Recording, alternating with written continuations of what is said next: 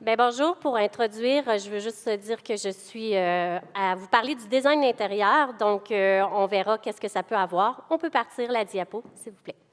Donc, effectivement, on se retrouve avec plusieurs petits problèmes, que ce soit dans nos maisons, hein? On a quelqu'un qui n'a pas bien pensé ici au tiroir, ou sur nos chantiers. On a des trous, on a des ouvertures et on a de la scrap.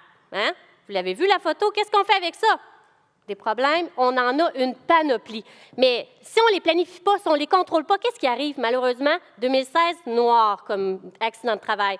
On a eu plus d'accidents, le double. Puis, on a même entendu parler qu'il y a un couple de sorelles tracées qui se sont garochés en bas d'une fenêtre chez Ikea. Quand tu dis que tu ne planifies pas, il peut y avoir des sérieux problèmes. À partir de là, il y a quand même des acquis, des choses auxquelles on n'est pas obligé de s'astiner. Un lave-vaisselle à côté d'un lavabo, ça fait la job, hein? Puis, quand on a une ouverture ou quand il faut aller au deuxième étage, un garde-corps, des escaliers, on a-tu réellement besoin de réinventer la roue quand elle existe? Mais des fois, on a besoin d'un outil de travail. Ça vous dit quelque chose? Il y a comme quelqu'un d'autre qui en a parlé avant moi. Mais tout ça étant, si c'est une belle organisation, tu passes à travers chacune des sphères qu'il y a ici. Ben oui, moi aussi, mais je fais pas de caramel. Fait qu'on dirait bien que, hein, qu'est-ce qu'on va? Ben les individus. Dans une maison, il faut considérer les petits monstres qui peuvent te gâcher un milieu de design, pas à peu près. On a aussi, est-ce que tu es un homme, une femme, tu es grand, tu es petit? Qu'est-ce qu'on fait avec ces gens-là? Comment on arrive à adapter leur lieu ou leur maison pour que ça soit le plus fonctionnel possible? Au-delà de ça, quelles tâches vont-ils effectuer, ces gens-là? Est-ce qu'ils vont dessiner? Est-ce qu'ils vont faire de la gouache? Oh non, ce n'est pas une bonne idée. Ou nécessairement qu'ils vont se contrôler, une force qu'on va exercer. On est plus minutieux. Qu'est-ce qu'on doit faire finalement qui va faire que notre milieu de travail va changer? Au-delà de ça, quel moment va faire ce lieu-là? Est-ce qu'on est tôt le matin? Il ne faudrait peut-être pas déranger les voisins, les enfants, arrêter de crier. Ou il faudrait peut-être nécessairement mettre de la lumière. On est-tu de soir? On est-tu dans la pénombre? Où c'est qu'on est dans notre journée? Mais au-delà de ça, où sommes-nous situés? Ça peut faire une différence. Est-ce que je suis en banlieue? Puis, pas vraiment besoin de mettre de clôture. Je suis centre-ville. Hochelaga Maisonneuve. On va essayer de mettre la sécurité plus adaptée. Mais au-delà de ça, je suis 150 pieds de profond ou 150 pieds dans les airs. Ça peut faire toute une différence. Et à partir de là, qu'est-ce qu'on va vérifier? Bien, est-ce que ces gens-là, quel équipement vont utiliser? Est-ce qu'ils vont utiliser des équipements qui vont capter à la source des choses? Est-ce qu'ils vont utiliser des pinceaux? Est-ce qu'ils vont utiliser des marteaux? Est-ce qu'ils vont utiliser des échafaudages? Tout ça va faire qu'on va analyser le lieu pour qu'il soit adapté.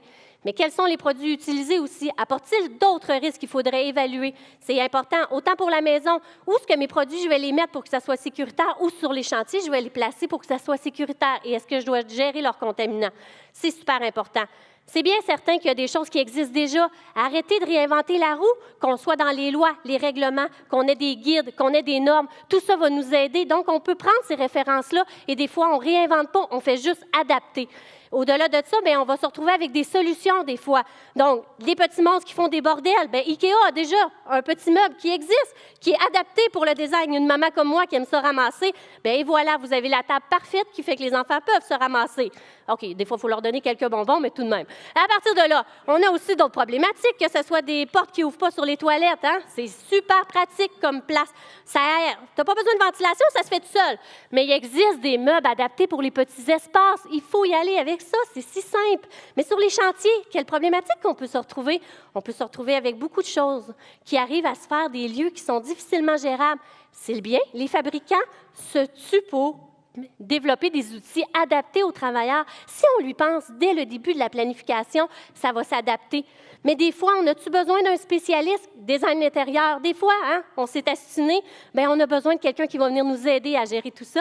Mais des fois, on a aussi besoin d'une conseillère ou un conseiller en prévention parce que ça en fait quand même beaucoup de petites choses à penser.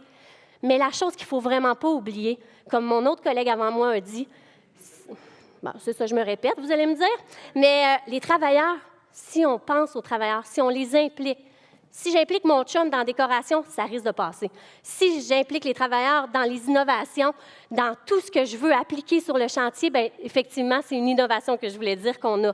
Donc, que ce soit des crochets automatisés, que ce soit des façons de couper un jersey, mais plus ergonomique, plus sécuritaire, c'est toutes ces choses-là qu'on va avoir sur le milieu de travail qui va être utilisé parce que le travailleur a été impliqué.